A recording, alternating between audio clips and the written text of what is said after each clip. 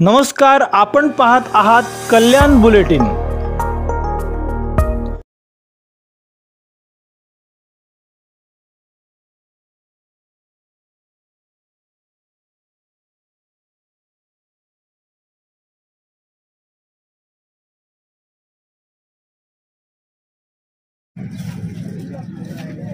Ganpati Bappa Morya.